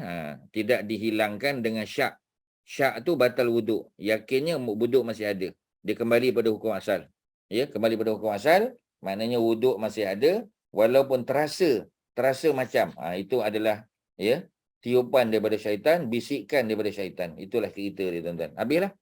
Ya, itu cerita tentang apa, tuan-tuan, ya, tentang ragu-ragu tadi, ya. Jadi hadis ini kalau kita tengok di bawah tu, ya, 90, ya, asalnya. Asal hadis ini, ya. Jadi asalnya daripada siapa? Asalnya daripada Sahih Al-Bukhari, daripada Muslim ada. Ya, daripada Muslim. Ya, jadi asal hadis ini ada dalam apa kita panggil, dalam hadis Imam Muslim pun ada. Ya, dalam Sahihain, dalam kedua kitab sahih. Daripada hadis Abdullah bin Zaid. Ya, kalau tuan-tuan masih ingat, Abdullah bin Zaid ni yang mimpi ada, ya, malaikat datang jumpa dia, mengajar dia tentang azan. Allahu Akbar, Allahu Akbar. Ya, masa tu kan Nabi belum tahu macam mana nak panggil orang untuk sembahyang. Ada yang suruh bunyikan loceng. Jilid 2, awal jilid 2. Ketika Nabi hijrah ke Madinah, ya, permulaan syariat azan. Jadi Nabi didatangi oleh Abdullah bin Zaid, dia bagi tahu, ya Rasulullah, ya, inni ra'aitu fil manam, aku mimpi, aku melihat dalam mimpi aku, ya, datang seorang lelaki berpakaian serba putih, malaikatlah, yang mengajak aku kalimatil azan, kalimat azan. Ya, Nabi pun tanya macam mana, dia pun bagi tahu. Kemudian Nabi pun, ya, apa ni, didatangi oleh Umar. Umar pula datang. Masa tu Umar datang. Umar kata, ya Rasulullah, ya, aku juga bermimpi perkara yang sama. Sedangkan mereka tak berpakat. Umar rumah dia. Abdullah bin Zaid rumah dia pula. Ya, jadi mereka bawa berita yang sama. Nabi kata, ajarkan kalimah yang baik ini kepada Bilal bin Rabah yang mempunyai suara yang lantang, ya, dan merdu, maka bagilah pada dia. Ya, dialah yang panggil. Naik atas bangunan lah. Ya, kalau dulu antaranya naik atas rumah apa ni, Abu Ayyub Al-Ansari. Sebab Abu Ayyub rumahnya 2 tingkat. Jadi dia panjat, ya, dan dilaungkan azan pada ketika itu. Ya, jadi masjid belum ada apa kita panggil, ya, belum ada mi'zanah. Mi'zanah tu maknanya azan punya tu. Kalau dulu, ya, apa, muazzin akan naik, sebab tu dah ada tangga. Dia naik sampai ke atas, ya, kemudian dia buat azan, ya. Kita panggil menara, bukan menara. Menara tu api. Ya, daripada perkataan manarah. Ya, itu macam rumah api, ya, lighthouse. Tapi masjid bukan lighthouse, sekarang jadi lighthouse lah. Ya, tapi sebenarnya asalnya ialah Bilal tu naik azan supaya kumandang dia, ya, sebab masa tu tak ada lagi amplifier, sound system tak ada. Okey, ya, jadi hadis Abdullah bin Zaid. Dia juga riwayat bahawasanya apa, ya? Keraguan tidak membatalkan wuduk, tidak membatalkan solat. Ya, memberikan keterangan bahawa asal hadis ini terdapat dalam 2 kitab sahih. Ya, li Muslim sama juga daripada Abi Hurairah. Tadi daripada Abdullah bin Zaid, ini daripada Abi Hurairah, ya. Maksudnya hadis ini pun masih ada kaitan dengan hadis yang ke-88 tadi. Imam Muslim dari Abu Hurairah meriwayatkan hadis seperti itu. Jadi walaupun hadis itu asalnya riwayat Al-Bazzar tapi jadi kuat, jadi sahih. Ya, hadis itu sendiri pun dah kuat. Ya, di apa kita panggil, disokong pula oleh hadis Sahih Bukhari dan Muslim. Lagi hebatlah, tuan-tuan. Ya. Kemudian kita sambung satu hadis lagi, ya, sebab hadisnya lebih kurang sama. Hadis terakhir dalam bab ni, ya, hadis 92. Walil Hakim, ya, daripada Imam Al-Hakim. Ya, Al-Hakim An-Naisaburi, ya. Beliau adalah seorang ulama hadis yang besar daripada Naisabur. Naisabur itu tempat Imam Muslim di di mana kita panggil tempat tu di Iran. Ya, Iran mana sebelah pada Turkmenistan. Tuan-tuan tengok peta lah. Ya, kalau tuan-tuan tengok peta lagi senang lah. Ya, jadi Iran betul-betul sebelah ya daripada Turkmenistan. Ya, jadi Turkmenistan tu pun tempat para ulama Islam juga. Ya, Iran tak payah tanyalah. Ya, ulama-ulama hebat daripada sana, Imam Ghazali. Ya, kita kata Imam Muslim, Abu Daud. Ya, Imam siapa lagi tadi? Ya, Al-Hakim An-Naisaburi, Imam At-Tabari dan sebagainya. Jadi Al-Hakim kata daripada Abi Sa'id. Abi Sa'id ialah Abi Sa'id Al-Khudri. Abi Sa'id ni tak ada orang lain lah. Biasa Abi Sa'id Al-Khudri. Macam Anas bin Malik. Walaupun ada Anas bin Nadar, tapi kebiasaannya Anas bin Malik. Abu Sa'id Al-Khudri orang Madinah. Orang muda juga. Kalau Anas ketika Nabi sampai di Madinah, umurnya 10 tahun. Ya, umurnya 10 tahun. Kalau Abu Sa'id Al-Khudri, ya, umurnya sama. Sebaya dengan Anas bin Malik. Umurnya 10 tahun juga. Abdullah bin Umar pun masa masa Nabi hijrah umurnya 10 tahun juga. Abdullah bin Umar 10 tahun, Anas bin Malik 10 tahun, Abu Sa'id Al-Khudri 10 tahun, ramai yang umur 10 tahun ni. Jadi mereka ni sama-sama belajarlah daripada Nabi. Ya, sebab mereka ni kanak-kanak kan. Jadi tak ada buat kerja, ya. Mereka tak perlu nak mereka tak perlu nak mencari rezeki, ya, sebab mereka ada bapa yang boleh mencari rezeki. Jadi apa ceritanya? Ya, hadis secara marfu' juga. Maknanya marfu'an ni hadis yang diangkat hadis tu, dirujuk kepada Nabi. Ya, tetapi kadang-kadang macam tadilah ya, ada tak sebut nama sahabat? Ada. Kalau tak sebut nama sahabat jadi hadis mursal. Ya, nama sahabat ada sebut. Nama tabi'in ada sebut, atba'ut tabi'in ada sebut. Ya, tetapi kadang-kadang perawinya tu ada masalah. Sahabat tak ada masalah. Ya. Cuma sahabat ni kadang-kadang ya, sahabat tu okey. Tabi'in ni pula kadang-kadang ya, tabi'in yang tak popular, bila dia tak popular, dia bagi tahu je. Dia kata aku riwayat hadis. Ya, tabi'in ni dia kata dia riwayat hadis. Contoh kita kata siapa tadi ya? Al-Hasan Al-Basri tadi yang lahir pada tahun 21 Hijrah. Ya, dia kata ya, katalah ya Hasan Basri, dia tak kata. Ni ustaz cakap contoh je. Hasan Basri kata aku dengar daripada Abu Bakar. Bohonglah. Aku dengar daripada Abu Bakar tu bohong. Ya, pasal ketika dia lahir tahun 21 tu, Abu Bakar dah meninggal. Ya. Kalau dia kata aku dengar daripada Umar, masa Umar meninggal tu umur dia baru 2 tahun. Ya, Hasan Al-Basri ni, Al-Hasan bin Yasar Al-Basri baru umur 2 tahun, jadi bohong juga. Ya, tapi tak adalah hadis macam tu. Ya, sebab Hasan Basri ni orang yang sangat siqah, dipercayai. Tapi kalau katalah dia riwayat, makna bohong sangat. Ya. Macam kita kata seseorang tu ya, dia riwayat hadis, dia kata saya jumpa dengan Imam Syafi'i, dia kata. Orang tanya bila engkau jumpa Imam Syafi'i? Dia kata aku jumpa Imam Syafi'i pada tahun 150 Hijrah. Ya, 150 Hijrah Imam Syafi'i baru lahir. Ya, oh dia kata silap 180 Hijrah. Ya, kita pun tanya 180 Hijrah kau jumpa kat mana? Ya, aku jumpa 180 Hijrah tu Imam Syafi'i kat Mekah, bohong lagi. Mana sebab apa tuan-tuan? Sebab kita tahu Imam Syafi'i masa tu duduk di Madinah. Ya, Imam Malik baru nak meninggal. Jadi macam tadilah tuan-tuan, ya, dia detail sikit. Tuan-tuan kena tahu dia duduk mana, tahun bila, dan benda-benda ni dia memerlukan masa lah ya, untuk baca, tengok keadaan, kena buat kajian. Ya, ni biasa universiti lah tuan-tuan. Ya, kajian-kajian tu kajian kat universiti kita buat. Ya, kita tengok tahun dia, kita aturkan nama-nama dia. Ya, kita buat dalam bentuk apa kita panggil senarai-senarai lah. Ya, jadi apa kita panggil ya. Kalau ustaz boleh saja tunjuk, kebetulan ada kat depan ustaz ni. Ya. Jadi maknanya memang kita kena buat nota sikitlah tuan-tuan ya. Jadi ustaz tunjuk je secara umum macam ni lah ya. Susah nak nampak ya. Jap. Macam tu. Contoh dia ya. Jadi ustaz aturkan nama, tahun bila, apa semua sebagainya ya. Dia punya tu ya, ada banyak lah macam ni ustaz buat ni, ada banyak ya, sebab ini memerlukan pendetilan lah tuan-tuan ya, tahun bila dia lahir, masa bila dia jumpa dengan siapa, guru dia tu, memang dia ambil masa lah ya. Tu memang tak tidur malam lah buat tuan-tuan ya. Jadi supaya bila kita cakap tu kita tahu apa yang kita cakap, macam tu lah ya. Dia detail lah sikit sebab dia tentang biografi, tuan-tuan kena minat biografi lah ya, baru jadi tuan-tuan ya. Okey ya. Kita berada di penghujung, ustaz habiskan. Jadi iza jaa ahadukum ya, iza jaa ahadakum, kena baca betul lah. asyaitan. Maknanya bukan seseorang itu mendatangi syaitan, tetapi syaitan tu datang kepada dia. Kalau baca salah nanti salah baca dia. Iza jaa ahadakum asyaitan. Apabila syaitan datang kepada seseorang, faqala, maka syaitan bisik kat dia. Tadi syaitan tiup dekat punggung dia. Ini syaitan ni, syaitan ni kali ni dia bisik pula, innaka ahdasta. Maka syaitan tu pergi kat telinga dia, syaitan kata, kau punya wuduk dah batal lah. Dia kata batal wuduk. Dia bisikkan. Falyaqul, maka Nabi kata, maka hendaklah orang itu berkata, kazabta, engkau bohong. Syaitan, kau bohong. Tetapi macam tadilah, kalau dia dalam solat takkan dia nak bercakap pula. Wa akhrajahu Ibnu Hibban bilafzin falyaqul fi nafsihi. Jadi ada tambahan. Ibnu Hibban kata, ulama hadis juga Ibnu Hibban.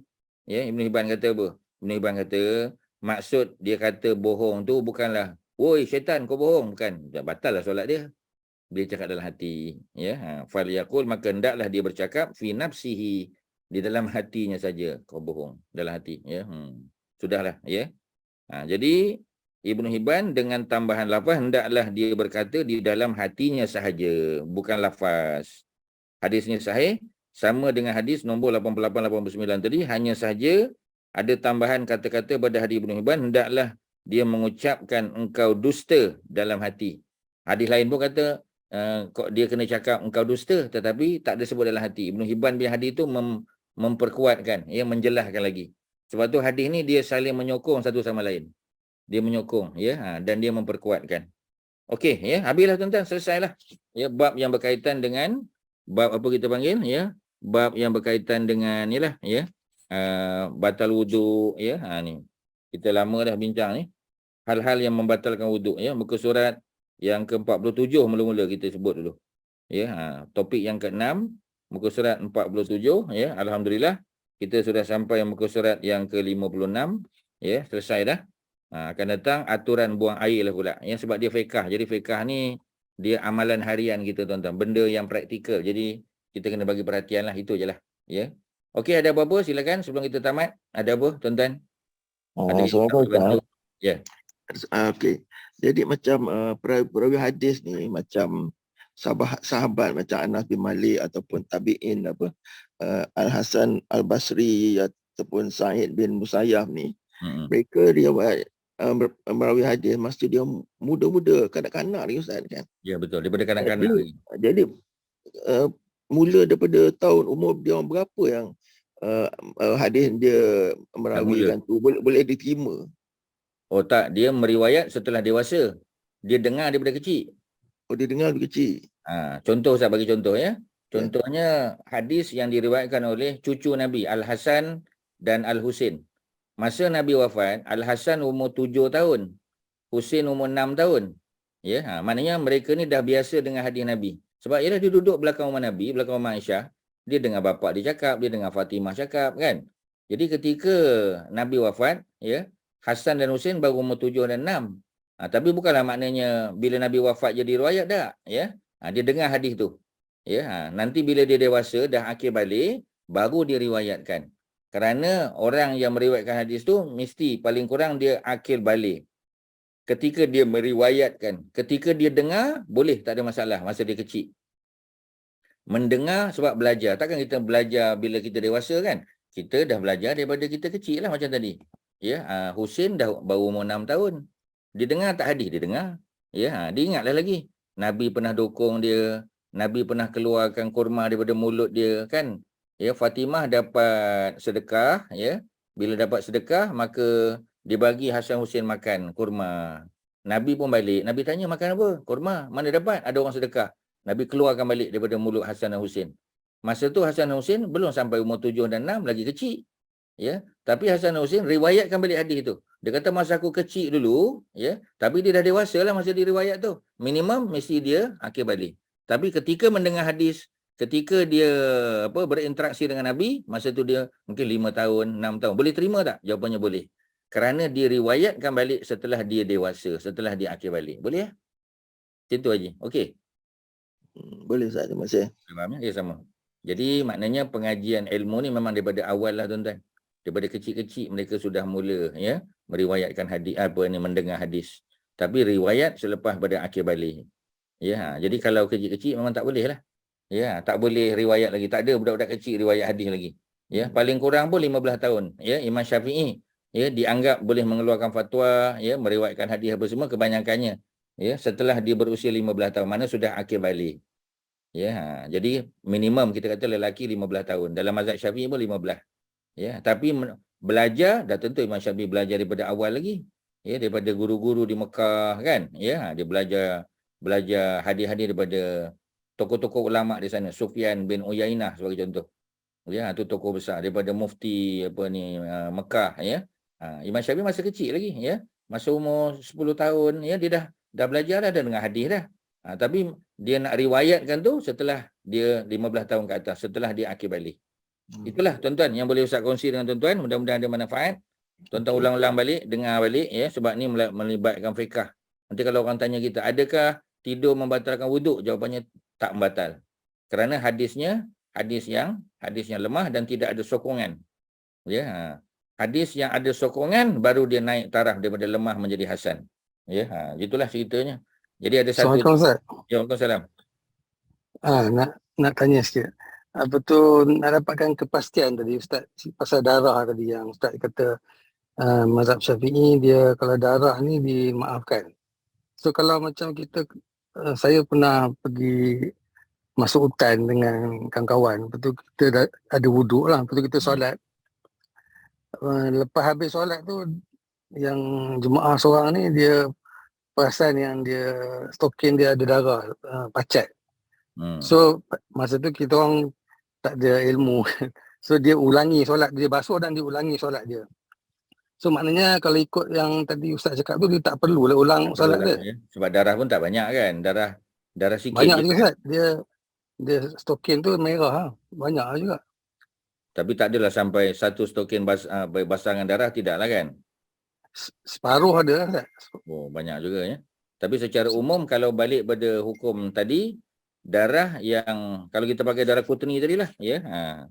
Maknanya darah yang keluar bukan melalui dubur dan kubul ya, sebab kalau kubul dan dubur tu darah haid, darah nifas. Dah tentu orang lelaki tak ada darah-darah macam tu. Ya, jadi macam contoh orang yang kencing berdarah contoh.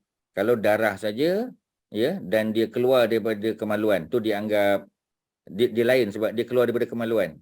Najis kencing tu najis, darah yang keluar pun dianggap najis lah sebab keluar daripada dubul dan kubur. Tapi kalau daripada tempat lain, sebab pacat dia macam tadi kan, dia gigit di kaki dan kaki tu bukan tempat normal keluar darah. Ya, kalau Ustaz boleh bagi contoh tuan-tuan macam perkara batal wuduk ni. Ya, batal puasa contoh. Macam batal puasa kan ya. Kalau dia masuk dalam, selalu kita kalau bulan Ramadan orang tanya balik kan. Dia kata batal puasa kalau masuk dalam rongga ya. Dia kata melalui mulut contoh kan ya. Kalau mulut ya biasa makanan lah kan. Tapi bukan mesti macam tu saja ya. Kalau kita orang yang pengsan contoh ya, kita kena bagi apa kita panggil glukos dripping untuk dia. Ya, dia tak masuk ikut mulut. Ya, dia tak masuk ikut hidung, dia tak masuk ikut telinga kan. Dia tak masuk ikut organ ni, tapi kita tembak masuk dalam saluran darah kita. Kita kena tengok adakah dia mengenyangkan atau tidak. Jadi kalau dia mengenyangkan, maka dia tetap batal walaupun tak masuk ikut anggota tadi. Kalau keluar tadi dubul dan kubur lah ya. Tetapi macam kesimpulannya kita tak perlu ulangi solat lah. Sebab secara umumnya tak perlu. Ya, kalau kita pegang pada hadis tadi tak perlulah. Tetapi dia mengulangi solat tak ada masalah, dapat 2 pahala lah. Mudah-mudahan dapat 2 pahala. So maknanya kalau katalah lepas ni kalau macam jadi kalau katalah kita belum solat kita nampak memadai kita basuh je lah, tu kita solat lah. Banyak bersihkan lah, tak perlu ambil wuduk balik lah ya. Cuma macam tadilah ya, cerita ulama yang agak detail yang menekankan bahawasanya tak peduli ya, sebab kalau dalam mazhab Hanafi Ustaz sebut tadi, Hanafi dia kalau keluar dalam kuantiti yang banyak macam tadi kan, sampai separuh stokin, bagi Hanafi batal wuduk, dia kena ambil wuduk balik ya. Cuma macam tadilah ya, sampai ke peringkat kadang orang tu was-was, dia kata macam mana ni ya, untuk menyelesaikan masalah ambil je lah wuduk, selesai masalah ya. Kerana ada mazhab dalam Islam, dalam Ahlussunnah wal Jamaah yang mengatakan bahawasanya boleh batal wuduk kalau kuantitinya banyak. Kalau keluar sikit tu dimaafkan. Itulah cerita dia. Okey tuan-tuan, ya. Terima kasih Ustaz. Ya, sama. Mudah-mudahan ada manfaat, ya. Haji Mak Syah ada apa-apa? Silakan. Tak apa Ustaz. Ada, Terima kasih. ya. Okey, sama-sama pada Haji Nazri, pada Haji Mak Syah, pada semua yang bertanya dan memberikan pertanyaan. Mudah-mudahan bertambah lagi ilmu kita, ya. Mudah-mudahan Allah bagi ilmu yang bermanfaat yang boleh kita amal dalam kehidupan seharian. Wassallallahu ala sayyidina Muhammadin wa ala alihi wa sahbihi wasallam. Alhamdulillahirabbil alamin. Assalamualaikum warahmatullahi wabarakatuh. Waalaikumsalam. Waalaikumsalam. Jazakallah Ustaz. Waalaikumsalam warahmatullahi wabarakatuh. Terima kasih Ustaz. Sama-sama, ya. Terima kasih untuk semua yang hadir. Terima kasih Ustaz. Yang dah bayar yuran-yuran. Terima kasih semua.